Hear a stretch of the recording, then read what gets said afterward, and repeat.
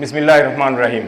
বাংলাদেশ ভারত আন্তর্জাতিক সমুদ্র সীমা সংলগ্ন ভারতীয় জলসীমায় অবৈধভাবে মৎস্য আহরণের অভিযোগে গত 16 এবং 17 ডিসেম্বর 2025 এবং 20 জানুয়ারি ও 16 ফেব্রুয়ারি 2026 ভারতীয় কোস্টগার্ড 4টি ফিশিং বোট সহ 91 জন বাংলাদেশি জেলেকে আটক করে।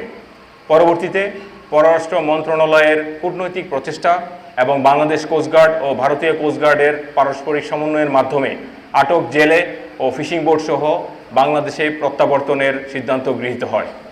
সিদ্ধান্ত অনুযায়ী গত 7 জুন 2026 রবিবার বাংলাদেশ ভারত আন্তর্জাতিক মেরিটাইম বাউন্ডারি লাইন বাংলাদেশ কোস্টগার্ডের তত্ত্বাবধানে ভারতীয় কোস্টগার্ডের নিকট হতে 91 জন বাংলাদেশি জেলেকে 4টি ফিশিং বোট সহ গ্রহণ করা হয়। উল্লেখ্য, বাংলাদেশ ও ভারতীয় কোস্টগার্ডের মধ্যে বিদ্যমান সৌহার্দ্যপূর্ণ সম্পর্ক, পারস্পরিক সহযোগিতা এবং সমন্বয়ের ফলে এ ধরনের প্রত্যাবর্তন কার্যক্রম অধিকতর গতিশীল ও সহজতর হয়েছে। পরবর্তীতে আজ 8 জুন 2026 সোমবার সকাল 12টায় কোস্টগার্ড বেজ মংলায় জেলেদের তাদের ফিশিং বোট সহ পরিবারের সদস্যদের নিকট হস্তান্তর করা হয়।